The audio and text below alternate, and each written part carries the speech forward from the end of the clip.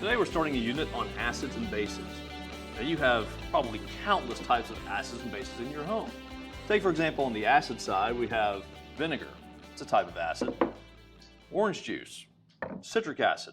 Your cola usually has something along the lines of phosphoric acid and carbonic acid. Even milk has small amounts of lactic acid, and batteries have acids as well, usually sulfuric acid. You can think of other things in your house that may contain acid. On the other side, we have bases in our house as well. Things like bleach, a type of base. Ammonia, definitely a type of base. Dish soap is a type of base. And baking powder is another one. Or baking soda, for that matter, is a type of base as well. So we're going to talk about the differences between acids and bases, and what acids and bases do, and so forth. So let's talk first a little bit about characteristics of both. Acids usually don't have a very slick feel like bases do. Acids, on the other hand, aren't very much so. And as far as taste goes, acids are very sour. Bases, on the other hand, as we said, are very slippery. They leave that slippery feeling on your fingers. And bases also taste very bitter.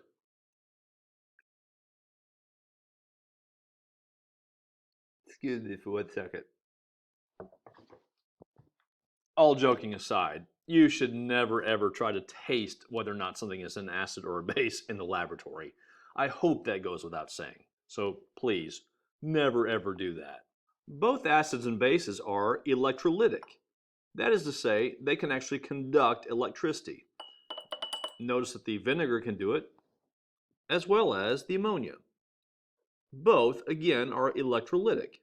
That's because whenever acids or bases are placed into water, both can dissociate. They can break apart to form ions, and those ions allow for the flow of electrons.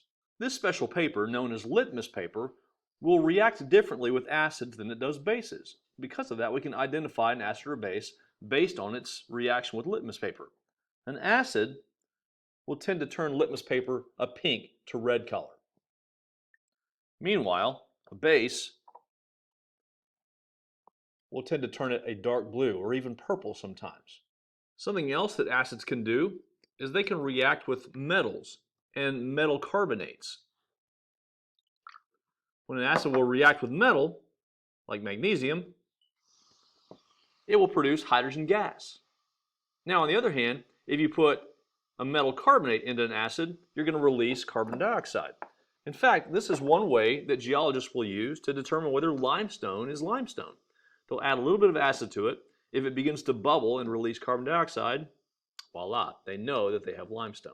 All water solutions contain a mix of hydrogen ions and hydroxide ions. Now, it's the hydrogen ions that give a solution its acidity and hydroxide ions its basicity.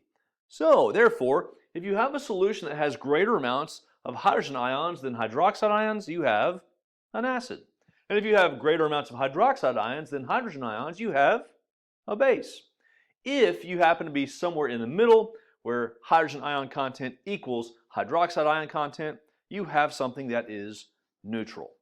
Now, pure water can actually produce equal amounts of hydrogen ions and hydroxide ions. It does this through a process called self-ionization, where you can see that the result of two water molecules coming together is something called a hydronium ion and a hydroxide ion. But again, this happens in equal amounts.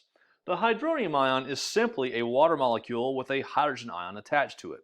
Because of that, we can actually use the hydronium ion and the hydrogen ion interchangeably when we talk about acids. So here's a simplified way of showing this. H2O self-ionizing to produce hydrogen ion and hydroxide ion. Again, pure water has equal amounts of both. Since water contains equal amounts of hydrogen ion and hydroxide ion, there has to be a way of explaining how acids and bases come into play anyway.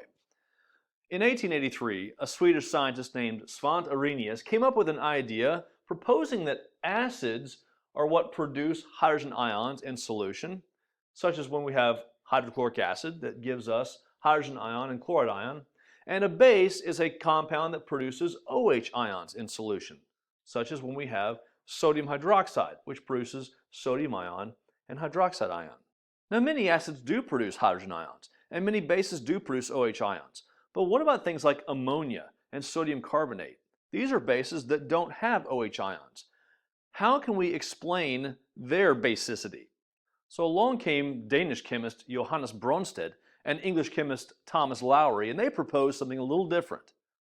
They said that an acid is a hydrogen ion donor, that it will give it away, but a base is a hydrogen ion acceptor. And this is in keeping a little bit more with what we see with things like ammonia. So, examples of both. Here we have hydrofluoric acid. It's actually a weak acid, but it combines with water, and that hydrofluoric acid will donate a hydrogen ion to the water, giving us the hydronium ion. Remember what we said. We said that hydronium is just like saying hydrogen ion. So, we have an acid solution, don't we? And then the other product is a fluoride ion. In the case of hydrofluoric acid, water actually acts as a base by comparison, right? So water acts as a base, accepting the ion from the hydrofluoric acid, producing the hydronium ion. Now in our base situation, we have ammonia, which accepts a hydrogen ion, a proton, from the water, producing NH4. We call this the ammonium ion, and also the hydroxide ion. Notice we have hydroxide in our solution because of this situation. So even though the ammonia doesn't have an OH to offer, it still produces hydroxide ions in solution by virtue of the Bronsted Lowry model. Again, acids are hydrogen ion donors, as we see here. Bases are hydrogen ion acceptors, as we see here. You'll notice that the forward reaction is, of course, a reaction between an acid and a base. But the reverse reaction is also a reaction between an acid and a base. You've also probably noticed these terms here, conjugate acid and conjugate base. What are those? Okay, a conjugate acid is a species that's produced when a base accepts a hydrogen ion. Meanwhile, a conjugate base is a species that's produced when an acid donates a hydrogen ion. An acid always has a conjugate base, and a base always has a conjugate acid. We can see it in this reaction and in this reaction. Here, the base, again, has a conjugate acid, and the acid has a conjugate base. So Bronsted-Lowry acid-base reactions always have conjugate acid-base pairs. And we can see that it's simply the relationship between the donation of a hydrogen ion or the accepting of a hydrogen ion, as the case may be. Just to recap, in our acid situation, we have hydrogen fluoride or hydrofluoric acid that donates a proton, a hydrogen ion, to the water, giving us the hydronium ion and the fluoride ion, conjugate acid and conjugate base. For the base situation, we have ammonia, which accepts a hydrogen ion from the water, which in turn donates that hydrogen ion to the ammonia, giving us ammonium ion and hydroxide ion, conjugate acid and conjugate base respectively. Also notice that water can be a base or an acid, as the case may be, depending on the situation. In this case, water is less acidic than the hydrofluoric acid, which means in that relationship, it's the base. And in this relationship down here, since it's more acidic than the ammonia, it's the acid. Since water can be either one, base or acid, we have a special term for that. We call it amphoteric. So again, water or any other substance that can act as an acid or a base, depending on the situation, is known as amphoteric. Now you might get the impression from our examples that acids only donate one proton and bases only donate one hydrogen ion or something like that. That's not the case. Just to make it clear to you, there are different types of acids and bases. We have a monoprotic or monobasic acid here in hydrochloric acid. Yes, it only donates one proton, so it's called monoprotic. Or it can be called monobasic because it can donate one proton to a base. Here we have sulfuric acid, which is a diprotic or dibasic acid because there are two 2 protons available for donation. And finally, we have phosphoric acid, which would be a triprotic or tribasic acid because it has 3 protons to donate. Now, acids that have more than 1 proton to offer are also called polyprotic or polybasic acids. Incidentally, we can also do this with bases.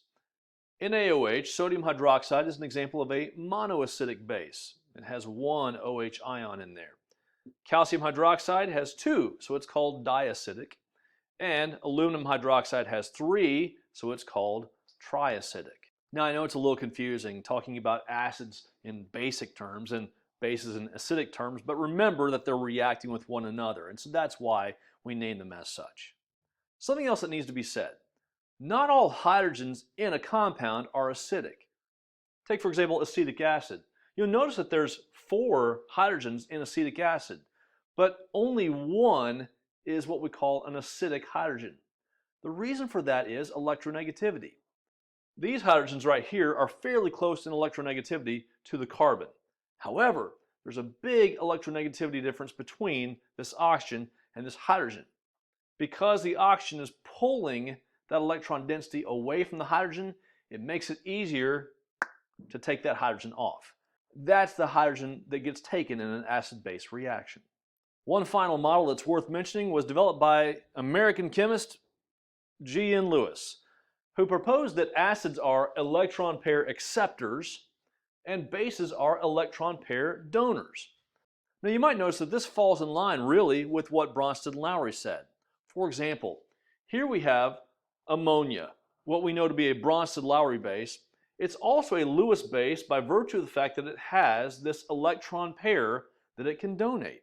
But what the Lewis model does account for are things like boron trifluoride, which in this case is a Lewis acid because it can accept that electron pair. Therefore, in this Lewis model, boron trifluoride and ammonia is an acid-base reaction. That's all we're going to talk about for today. In fact, no homework tonight. We've talked about a lot of things today. We talked about hydrogen ions and hydroxide ions, how a surplus of hydrogen ions gives us an acid and a surplus of hydroxides give us a base. We talked about 3 different types of acid-base models. One was the Arrhenius model that tells us that the acids produce hydrogen ions in solution and that bases produce OH ions in solution. We talked about the Bronsted Lowry model, how an acid is a hydrogen ion donor and a base is a hydrogen ion acceptor.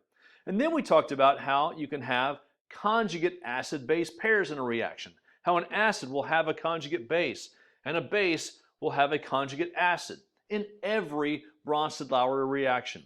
We also talked about monoprotic and polyprotic acids and how you could have more than 1 proton being donated in an acid-base reaction. We ended our time by talking about Lewis acids and bases, that 3rd model, where an acid is an electron pair acceptor and a base is an electron pair donor. So I hope it's been informative and, oh, this, yeah, you're thinking about the beginning, aren't you? Carbon dioxide is something called an anhydride. It can actually produce